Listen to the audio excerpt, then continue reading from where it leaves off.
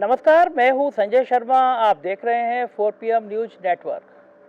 तो बनारस में हूँ। ये जो होटल है गुलेरिया कोठी कहते हैं, इस होटल में आया हूँ और बहुत सुंदर नज़ारा है। सामने गंगा नदी है और बहुत सुंदर सुंदर जो है अभी थोड़ी देर पहले आरती हुई है। आरती के बाद गंगा नदी बहुत सुंदर लगती है। स्टीमर नाव से लोग घूम रहे हैं और बनारस हर समय जिंदा रहता है।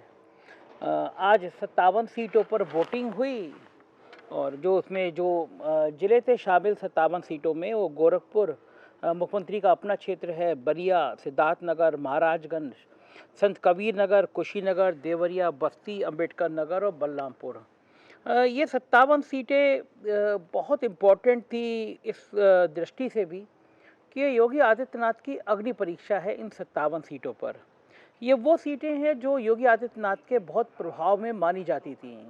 2017 के चुनाव में एक तरफा बीजेपी ने जीत हासिल की थी।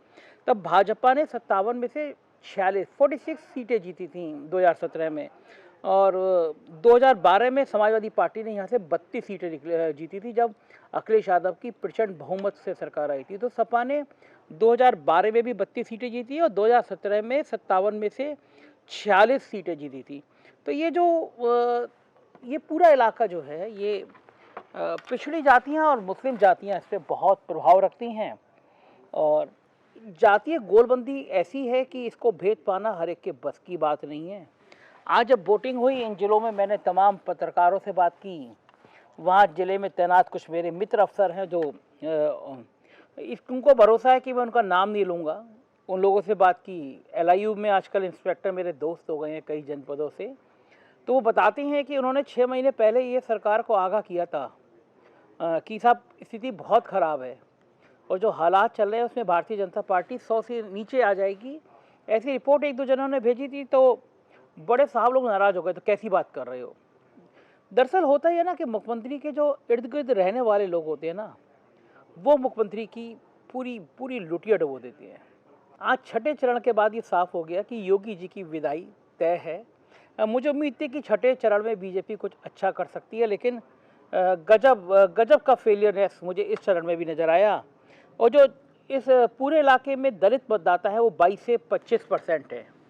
एक बहुत बड़ा वोट बैंक के दलित का 22 से 25%। OBC में जो पिछड़ी जाती है उसमें यादव समुदाय सबसे ज़्यादा है।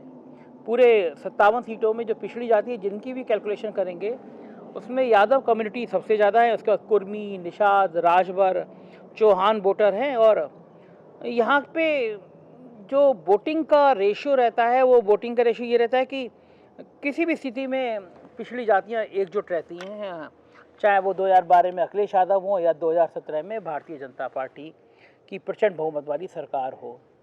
तो जो आज का जो ट्रेंड था उसमें कई बड़ा प्रतिष्ठित लोगों की प्रेस्टीज लगी हुई थी। गोरखपुर में तो खुद योगी आदित्यनाथ लड़ रहे थे। तो गोरखपुर में 2 नए प्रयोग हो गए। समाजवादी पार्टी ने सुभावती शुक्ला को टिकट दे दिया। बीजेपी के नेता थे उपेंद्र शुक्ला, उनकी पत्नी को टिकट दिया। ब्राह्मण योगी जी के सामने खुल के तो नहीं बोलते हैं गोरखपुर में, लेकिन ठाकुरों के प्रति एक नाराजगी दिखाई देती है। पूरे आप गोरखपुर में घूमेंगे तो सुभावती शुक्ला जीते ना जीते, लेकिन उन्होंने एक योगी आदित्यनाथ के लिए एक चैलेंज बना दिया गोरखपुर। जो लोग कहते थे कि गोरखपुर में कोई चैलेंज नहीं है, चुनौती नहीं है, पहली बार योगी आदित्यनाथ के लिए एक चुनौती हो गया।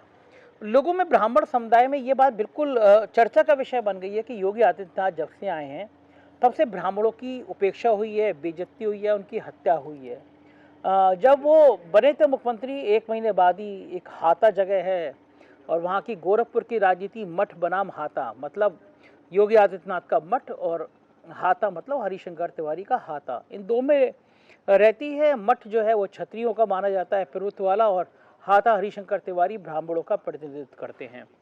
इस बार हरिशंकर तिवारी का पूरा परिवार समाजवादी पार्टी में आ गया है। तो इस वजह से, और जब सपा ने भी एक प्रत्याशी दे दिया, बीजेपी के नेता थे उनकी पत्नी को दे दिया, वो अपना रो रो के जब बातें कर रही हैं तो सेंटीमेंट्स पैदा हो रहे हैं। तो गोरखपुर शहर में एक बड़ा कारण राधा मोहन अग्रवाल भी बन गए। बड़े लोकप्रिय विधायक थे वो, 2002 से लगातार चुनते हुए आए थे उनको, और हर बार उनकी जीत का मार्जिन बड़ा था। पिछली बार वो लगभग 60,000 से ज़्यादा अंतर से चुनाव जीते थे। राधा मोहन अग्रवाल का टिकट काट के योगी आदित्यनाथ को दिया। और वहाँ के जो पत्रकार हैं स्थानीय बताते हैं कि योगी आदित्यनाथ ने एक बार भी नहीं कहा राधा मोहन अग्रवाल से कि आप मेरी चुनावी सभा संभालो, कैंपेनिंग संभालो। तो राधा मोहन अग्रवाल ही बिल्कुल औपचारिकता की तरह चुनाव लड़ा। उनको भी लगता होगा कि भाई मैं इतने टर्म का विधायक, इतना लोकप्रिय और मुझसे कोई कह ही नहीं रहा है।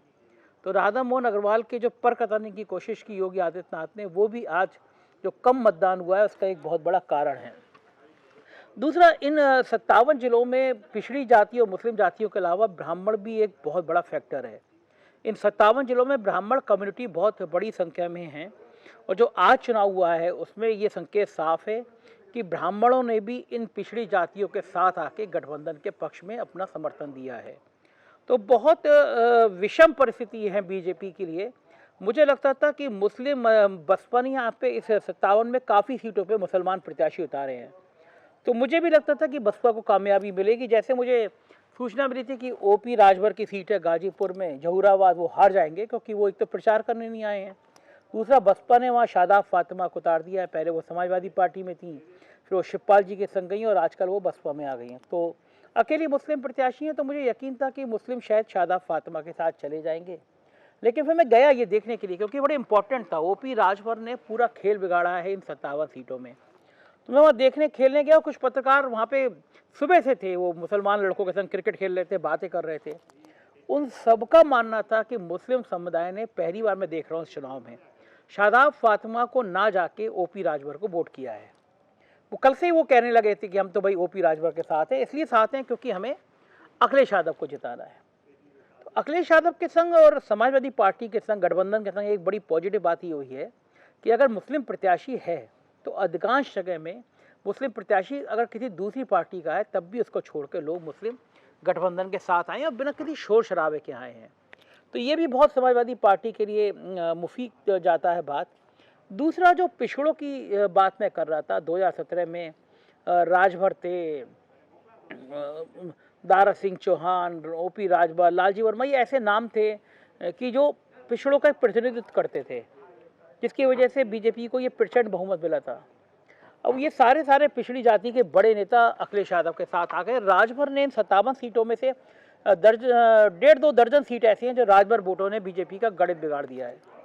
तो पूरा 57 सीटों का बहुत आज गहनता से मैंने एक एक सीट का विश्लेषण किया। दिन में बैठ के लोगों से पूछा। मैं कह सकता हूँ, जहाँ तक मेरा अनुमान है, बहुत बड़ी एक ऐतिहासिक हार होगी जहाँ पे बीजेपी को बहुत उम्मीद थी।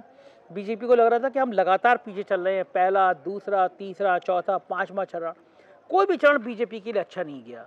और ये छठे चरण से कुछ उम्मीद थी, लेकिन इस चरण को देखने के बाद में साफ हो गया कि योगी आदित्यनाथ की उत्तर प्रदेश से विदाई लगभग तय है। जो जितने लोगों के संकेत आ रहे हैं वो ये आ रहे हैं कि भारतीय जनता पार्टी एक ऐतिहासिक हार की तरफ बढ़ रही है। और मेरे को एक बहुत ज़्यादा राजनीतिक विश्लेषक है, बड़ा माइन्यूटली से वो देखते हैं चीज़ों को, बता रहे थे कि बीजेपी का वोट परसेंटेज भी 30 से 32 रहेगा और समाजवादी पार्टी का 40 से ऊपर जा सकता है। मतलब 10% का अंतर आएगा। तो आप सोचिए कि बहुत बड़ा तूफान हो सकता है। मतलब बीजेपी 100 के नीचे भी जा सकती है। मतलब कोई बड़ी बात नहीं है कि एक ऐतिहासिक हार हुई 50-60 सीटें वाली, अगर ऐसा 10% का अंतर आ गया तो बीजेपी 50-60 सीटों पे भी सिमट सकती है। सुनने में अचंभा लग रहा है, लेकिन जब मैं देख रहा हूँ, मैं गया कल घोसी में गया, वहाँ पे पिछड़ी जातियों के कई गाँवों में गया, पिछड़ों का, दलितों का। और हाँ, मैं ये बात बड़ी इंपॉर्टेंट बात बता रहा था कि 22 से 25% दलित वोट हैं और दलितों का पहली बार मैं रुझान देख रहा हूँ बहुत ज़्यादा गठबंधन का। कई सारे कारण हैं। जैसे एक है ग्राम प्रधानों का। आवारा पशु पूरे उत्तर प्रदेश में बड़ा महत्व रखते हैं और जो योगी आदित्यनाथ की शैली थी ना कि डंडे से सब ठीक कर दूंगा, वो अफसरों के अंदर भी आ गई। तो हुआ ये कि आवारा पशु जब समस्या बन रहे थे तो इस सरकार ने, सबसे बड़ी गलती है, इसके बाद कोई ठोस प्लान नहीं था। तो जितने प्रधान अभी 1 साल पहले जीते थे उन सबको नोटिस भिजवाया गया कि आपका काम बड़ा खराब हो रहा है, क्यों ना हम आपको सस्पेंड कर दें, आपका बस्ता जमा करा लें और आपका काम अच्छा नहीं हो रहा। अब सीधा सीधा तो नहीं लिखा उन्होंने पशु के लिए, लेकिन सब प्रधानों को निर्देश दिए गए कि भाई जो आप अपने ग्राम सभा में जो जानवर हैं आवारा, इनकी लाइट की व्यवस्था करिए, इनके खाने पीने की व्यवस्था करिए, आवारा पशुओं की दिखने नहीं चाहिए, बाड़ा बनवाइए। अब वो प्रधान के पास एक सीमित पैसा होता है। अब वो आप उसको अलग से फंड दे नहीं रहे हैं, उससे कह रहे हैं आवारा पशु लेकर आओ उसके लिए लाइटें लगवाओ, उसके लिए पंखा लगवाओ, उसके खाने की व्यवस्था करो, वरना तुम्हारा बस्ता सील कर देंगे, यानी तुम्हें प्रधानी पद से हटा देंगे। ऐसे एक दो नहीं, हजारों नोटिस उत्तर प्रदेश में दिए गए हैं। तो आप जब सरकार में होते हैं तो प्रधान कोई बोलता नहीं है, लेकिन जब वोटिंग का मामला आ रहा है, मैं दर्जनों गांव में गया, प्रधान जी न्यूट्रल हो गए हैं या सरकार के खिलाफ हैं। तीसरी बात, जो प्राथमिक शिक्षक लोग हैं, उनके अंदर भी बड़ा गुस्सा है। उनको लगता है कि जो शिक्षा, बेसिक शिक्षा विभाग में जो धांधलियाँ हुई हैं, उसने रिकॉर्ड तोड़ दिए है। बच्चों के कपड़े खरीदने से लेकर, शर्ट खरीदने से लेकर, ये सारे मुद्दे बहुत बड़े बन गए हैं। दूसरा, प्रधानों में और ग्रामीणों में ये भी गुस्सा है। 1 साल पहले पंचायत के चुनाव हुए थे और ये ऐतिहासिक चुनाव हुए थे, और उत्तर प्रदेश में पहली बार ऐसा हुआ था कि जिसकी सरकार थी, उस सरकार को लोगों ने उसके खिलाफ जाके वोट किया, और पंचायत चुनाव में पहली बार रूलिंग पार्टी की हार हुई थी, बहुत बुरी तरह से हार हुई थी। और दूसरा, सरकार के ऊपर ये बड़ा आरोप भी लगाया गया कि भाई जब कोरोना काल चल रहा है, उस पंचायत चुनाव के चक्कर में हजारों लोग मारे गए, उनकी मौत हो गई कोरोना के कारण। उसमें प्राथमिक शिक्षक थे, पुलिस वाले थे, और किसी को सरकार ने अभी तक कोरोना का मुआवजा नहीं दिया। सुप्रीम कोर्ट ने कहा कि आप उनको मुआवजा दीजिए, राहत दीजिए, किसी को मुआवजा नहीं दिया गया। और उनका कहना यह कि जब हमने पंचायत ने वोट किया, सरकार के खिलाफ दिया, तो आपने डंडे के दम पर सरकार बनवा ली, बाद में उनको उठाया, जिला पंचायत अध्यक्ष बनवा लिया। तो ग्रामीण स्तर पे इस बात को भी लेकर नाराजगी है। तो ये छोटे छोटे मुद्दे हैं, ये बहुत मुखर बनते जा रहे हैं। और मुझे तो यकीन है कि पहले चरण से लेकर आज छठे चरण तक कोई चरण ऐसा नहीं है जिससे बीजेपी बहुत बुरी तरह से ना हारी हो। तो उत्तर प्रदेश के संकेत साफ होते नजर आ जा रहे हैं। आखिरी चरण बचा है। प्रधानमंत्री जी जौनपुर में थे, उन्होंने कहा कि पहले माफिया लोग यहाँ हावी थे। रैली से निकल के लोगों ने कहा कि जौनपुर के तो माफिया का तो चर्चा रहती है। धनंजय सिंह नाम है, 25,000 का इनाम है, क्रिकेट खेलने की ट्वीट कई बार अखिलेश यादव ने भी कहा कि भैया जो मुख्यमंत्री योगी आदित्यनाथ के सजातीय माफिया हैं, उनकी तरफ न यहाँ जाती नहीं है। तो धनंजय भी एक इस चुनाव में एक बड़ा फैक्टर बन के उभरे। योगी आदित्यनाथ उनको बहुत पसंद करते थे। माफिया डॉन मुख्तार अंसारी और धनंजय की बहुत आपस में चलती रहती थी। तो धनंजय भी एक बड़ा मुद्दा हुए। लोगों ने कई बार कहा कि जो बुलडोजर है ये पिछड़ी जातियों पे, मुसलमानों पे चलता है, लेकिन ठाकुरों पे क्यों नहीं चलता। तो धनंजय भी आज कारण बने। प्रधानमंत्री भी थे इस इलाके में, अखिलेश यादव भी थे, और ममता बनर्जी भी थी। और ममता बनर्जी जब बनारस में आई तो हिंदू युवा वाहिनी और बीजेपी के कुछ नेताओं ने उनका नारेबाजी की, विरोध किया। और ममता बनर्जी बिल्कुल फायर ब्रांड नेता है। वो उतर के खड़ी हो गई गाड़ियों से उनके सामने, और खड़ी नहीं और हाथ बांध के यूँ खड़ी नहीं, वो लोग नारेबाजी करते रहे। ये ममता का स्टाइल जो है वो ममता को सुपरहिट बनाता है।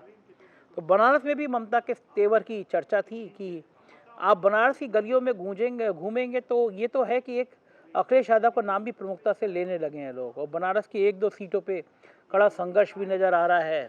उधर फाजिल नगर में स्वामी प्रसाद मौर्य को घेरने की कोशिश की गई, गाड़ी पे पथराव हुआ। उनकी भाजपा सांसद बेटी ने भी एक बड़ा आक्रोश जताया। हाँ, अजय सिंह लल्लू बेचारे बहुत 5 साल तक धरना प्रदर्शन आंदोलन करते रहे, उनकी सीट भी खतरे में पड़ गई है। तो ये मोटा मोटा ये छठे चरण के बाद जो तस्वीर सामने आ रही है, उसमें लग रहा है मुझे भारतीय जनता पार्टी की विदाई होती नजर आ रही है। अखिलेश यादव के लिए कुछ खुशी के संकेत आते हुए नजर आ रहे हैं। नतीजा क्या होगा 10 तारीख को पता चलेगा। हम आपको बताते रहेंगे यूपी की हर जगह की खबर। आप देखते रहिए 4PM न्यूज़ नेटवर्क। यही चैनल है जो आपको सच और सिर्फ सच बताएगा। Thank you.